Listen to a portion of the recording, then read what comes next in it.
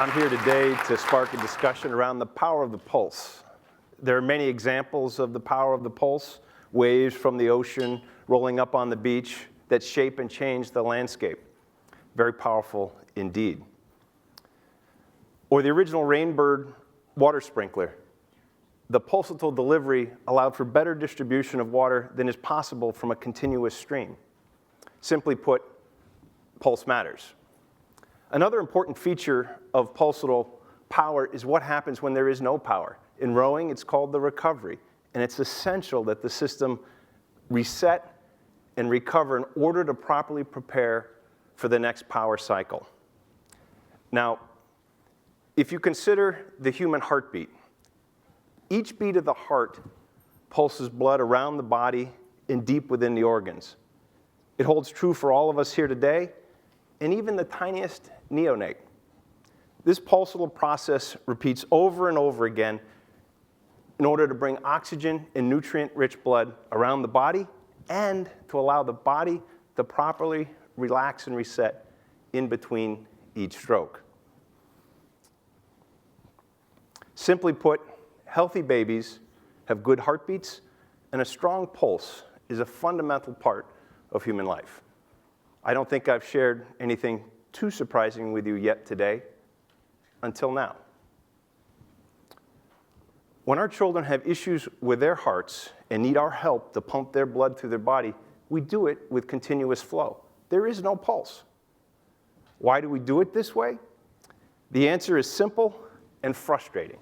Because 50 years ago, when heart surgery was developed, continuous flow pumps of that day proved to be easier to make and more reliable. And the industry grew up accepting that as good enough. But today, 1,500 children will have an external heart that's continuous flow and beyond that for multiple days. 40 to 60% of these children will not survive. In addition, 20,000 children will undergo the rigors of continuous flow pumping while having heart surgery, and 30 to 50% will suffer lingering problems in their kidneys, their brains, their lungs, and their guts. It's a downward spiral. The longer these children are on continuous flow, the worse they do. So what's going on here?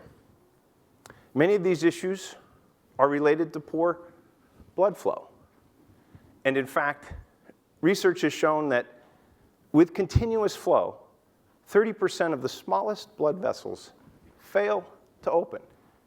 It's like a third of your body holding its breath while on continuous flow. These are pictures of before and after continuous flow. In the second picture, you can see that there are fewer capillaries that are opened. Now, I'm an engineer and not a doctor, but I see a real issue that needs a real solution. Pump manufacturers have attempted to respond with a simulated pulse. But not only does this risk additional damage to the blood, it fails to provide a true biomimetic pulse. Still, it seems to help. Fascinating clinical trial at Penn State showed that patients that even received the simulated pulse did better than those that had no pulse at all. Those that received it left the hospital in 7 days instead of the standard 12. But the missing piece of the simulated pulse is it fails to provide the complete relax and recovery portion of the human heartbeat. Only a true biomimetic pulse can complete this puzzle.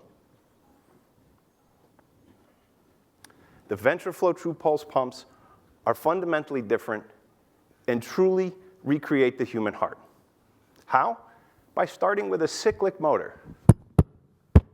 Similar in concept to the speaker you're hearing me over today, but instead of pushing air to create sound waves, we gently squeeze the blood to make a pulse. Utilizing this approach, we can recreate the human heartbeat.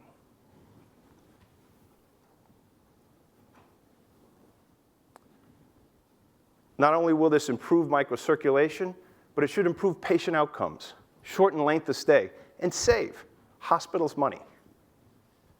So, for your child, what would you want? Continuous flow or the power of the pulse?